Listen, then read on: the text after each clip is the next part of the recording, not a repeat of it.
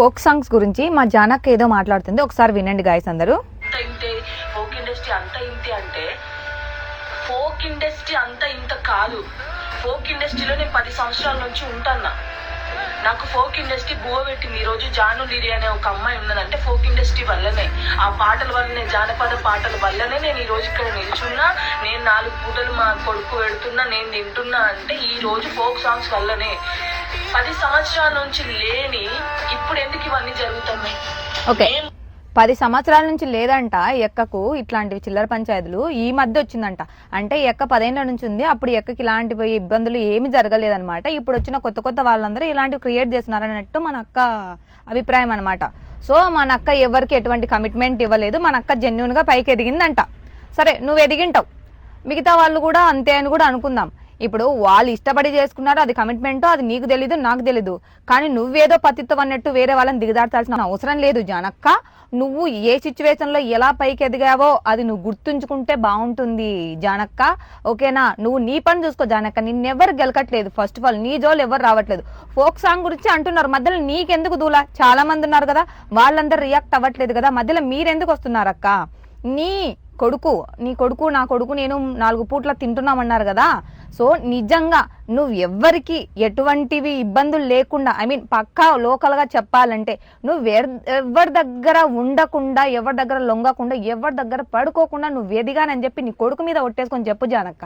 తర్వాత మాట్లాడేసుకుందాం. ఇవన్నీ ఒకరి గురించి నువ్వు నీచం చేసి నువ్వేదో ఎవరెస్ట్ లో నిలబడాల్సిన అవసరం లేదు. కానీ ముందు నువ్వు కమిట్మెంట్ ఇవ్వకుండానే ఈ ఫీల్డ్ లో ఎదిగావా 10 ఏళ్ల నుంచి? చెప్పు జానక్క, దానికి సమాధానం చెప్పు. నీ కొడుకు మీద ఒట్టేసుకొని చెప్పు, ఓకేనా? ఎందుకంటే ఆ ఫీల్డ్ లో కమిట్మెంట్ లేని అవకాశాలు రావు, ఇది నిజం.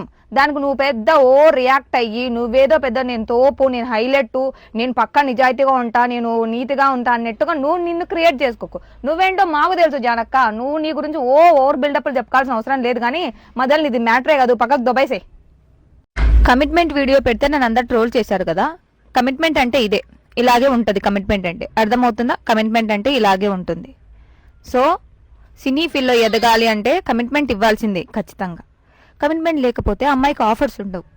చాలా మంది అమ్మాయిలు వాళ్ళని చంపుకొని ఆ ఫీల్డ్లో ఎదుగుతున్నారు. అలాంటి వాళ్ళు ఏదో ఒక టైంలో ఎవరో ఒక చేతిలో బలైపోతున్నారు. ఇప్పుడు ఆ అమ్మాయి ఈశ్వర్ సాయి గారితో రెడ్ హ్యాండెడ్ గా దొరికిపోయింది. తన వైఫ్ గారు అయితే చూసేశారు, రెడ్ హ్యాండెడ్ గా దొరికింది.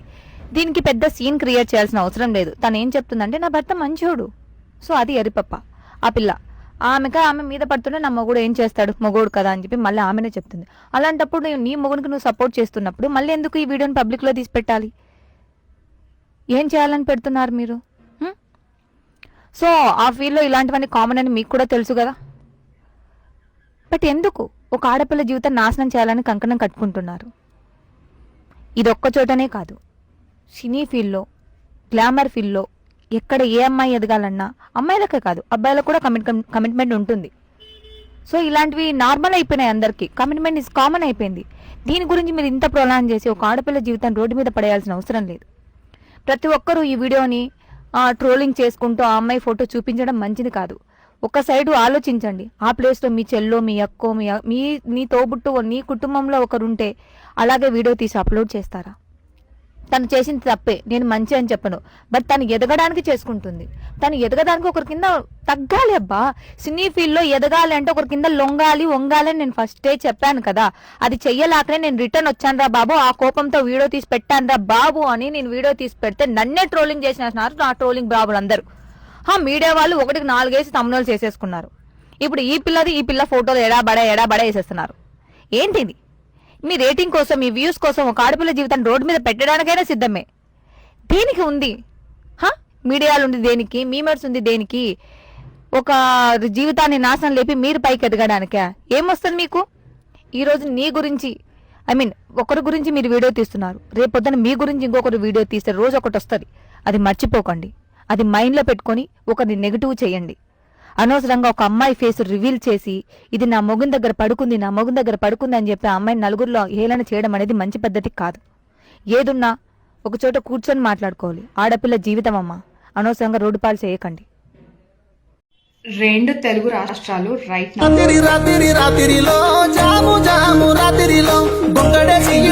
మొత్తం రీల్స్ మారు మ్రోగిపోతుంది. అవన్నీ చూసినాక నాకు ఒక్క చోట కోపం వచ్చింది. 2 చేతులు కలిస్తేనే చప్పట్లు. లోపలికి వచ్చిందా అని ఫస్ట్ నీ మొగుడు చెంప కదా వాళ్ళ కొట్టాలా? 7-8 ఏళ్ల నుంచి నువ్వు నాతో లాయల్గా ఉన్న మనిషివి, ఒక కొడుకున్నాడు, అట్లెట్లా దాంతో ఉంటామని బాగా చెంప కదా వాళ్ళ కొట్టాలా? కాదు.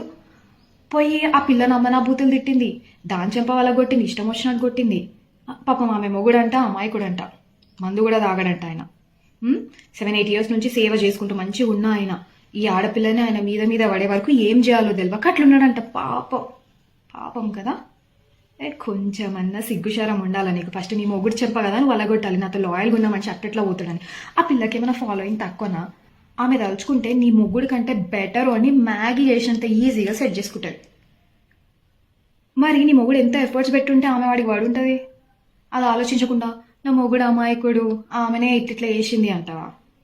ఈజీగా అమ్మాయిని బ్లేమ్ చేసేస్తారు కదా ఇట్లాంటి దాంట్లో. ఇలాంటి మ్యాటర్లో అమ్మాయి అబ్బాయి ఇద్దరిది తప్పే ఉంటుంది. ఏదో నీ మొగుడు కదా అని ఫేవరిజం చూపించి వాడు కరెక్టే ఆమె తప్పే అని పోర్ట్రే చేయడం రాంగ్. నువ్వు కొట్టాలి అని ఇంటెన్షన్ నీకు ఉంటుంటే ఇద్దరు చెంప వాళ్ళ కొట్టేది ఉండే, నువ్వు ఇద్దరిని పోలీస్ స్టేషన్ ముందు తీసుకోవా, ఇద్దరిని తన్ని తిట్టి ఏమైనా చేసేది ఉండే. కానీ పాపం మొగుడు అమాయకుడు ఆమెనే అన్ని చేసిందని చెప్పడం మాత్రం టోటలీ రాంగ్. ఒక అమ్మాయి మాత్రం మీద పడుతుంది, మీద పడుతుంది.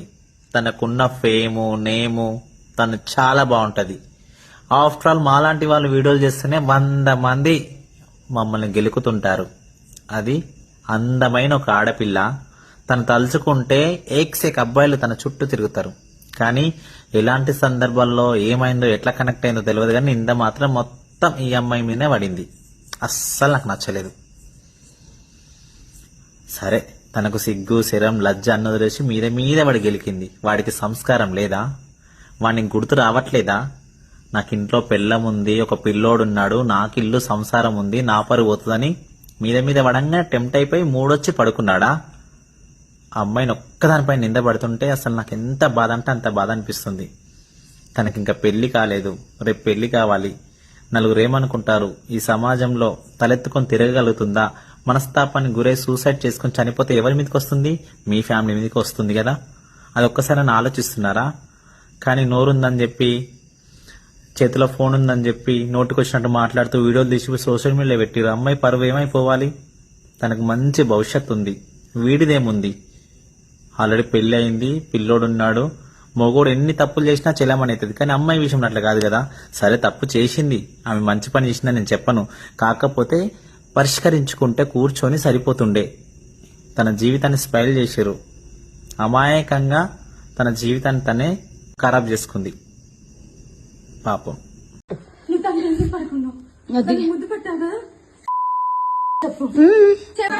మొత్తం వీడియోలన్నీ లైవ్ లో పెడుతున్నా. ఉండు నాన్న, నువ్వేం మాట్లాడవా? మనం ఏం ఎక్స్పెక్ట్ చేస్తాం? ఏం ఎక్స్పెక్ట్ చేస్తాం?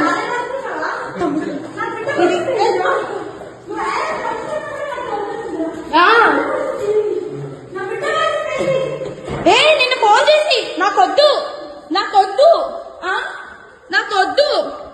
చేశారు, నాకొద్దు.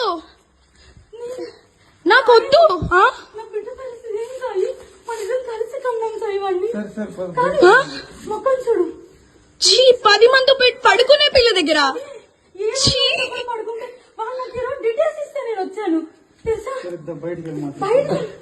నువ్వు తన దగ్గర పడుకున్నావు, ముద్దు పెట్టావు కదా, దాన్ని దెంగేవాళ్ళగా చెప్పు. బయటకా వీడే ఇక్కడ లైవ్ లో పోలీసు చేస్తున్నా. అందరికి వీడియో వాళ్ళందరికీ పెడతా. అదే ఆయన పేరేంటి ఆ వీడియోలో?